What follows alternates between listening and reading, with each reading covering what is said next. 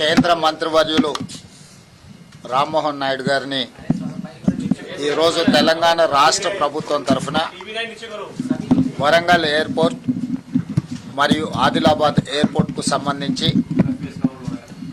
వారు చేపడుతున్న కార్యాచరణ, తెలంగాణ రాష్ట్ర ప్రభుత్వం నుంచి అందించాల్సిన సహకారం, వీటన్నిటికి సంబంధించి ఈరోజు వారిని కలిసి అధికారులు అదేవిధంగా మంత్రి గారితో చర్చించడం జరిగింది.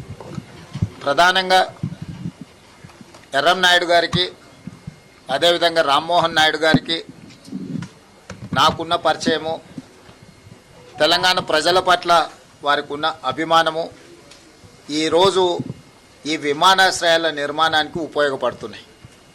ప్రధానంగా రాష్ట్ర ప్రభుత్వాలు ముందుకు వచ్చిన మంత్రులు ప్రాధాన్యత క్రమంలో తీసుకోకపోతే పనులు ఆలస్యం జరగడానికి అవకాశం ఉంటుంది.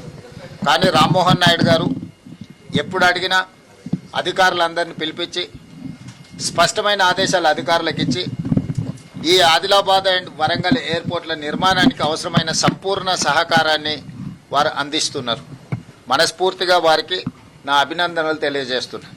ముఖ్యంగా భారత ప్రధానమంత్రి నరేంద్ర మోడీ గారు వికసిత్ భారత్ 2047 దేశానికి స్వతంత్రం వచ్చి 100 సంవత్సరాల ఉత్సవాలు జరుపుకునే సమయానికి $30 ట్రిలియన్ ఎకానమీగా ఈ దేశాన్ని అభివృద్ధి పదం వైపు నడిపించాలని వారు ఒక టార్గెట్ పెట్టుకొని పనిచేస్తున్నారు. అందులో తెలంగాణ రాష్ట్రం తరఫున కూడా మేము భాగస్వాములమై 2047కి తెలంగాణ రాష్ట్రము $3 ట్రిలియన్ ఎకానమీగా ఎదగాలని కోరుకుంటున్నాం. ఈరోజు దేశ జనాభాలో 2.5% ఉన్న తెలంగాణ దేశ ఆర్థిక వ్యవస్థలో 5% జీడిపిని రోజు కంట్రిబ్యూట్ చేస్తుంది. ఈ 5% జీడిపిని 10%కి పెంచుకోవాలనే విధంగా ఈరోజు మేము ప్రణాళికలు రచించుకున్నాం. 2034 లోపల $1 ట్రిలియన్ ఎకానమీ, 2047 సమయానికి $3 ట్రిలియన్ ఎకానమీకి తెలంగాణ రాష్ట్రం ఎదగాలని భవిష్యత్ ప్రణాళికలను రచించుకున్నది. అక్కడికి మేము చేరుకోవాలంటే ప్రపంచ దేశాలలో జరుగుతున్న వేగవంతమైన అభివృద్ధికి విమానాశ్రయాలు అత్యంత కీలక భూమిక పోషించబోతున్నాయి.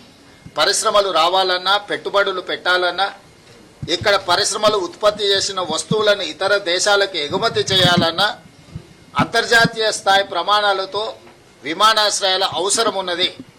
దీన్ని తెలంగాణ రాష్ట్ర ప్రభుత్వం, కేంద్ర ప్రభుత్వం గుర్తించి ఈనాడు వరంగల్ ఎయిర్పోర్ట్, ఆదిలాబాద్ ఎయిర్పోర్టులను తక్షణమే మొదటి ప్రాధాన్యత కింద తీసుకొని నిర్మించి వాటిని పూర్తి చేయాలని లక్ష్యంగా పనిచేస్తున్నాము.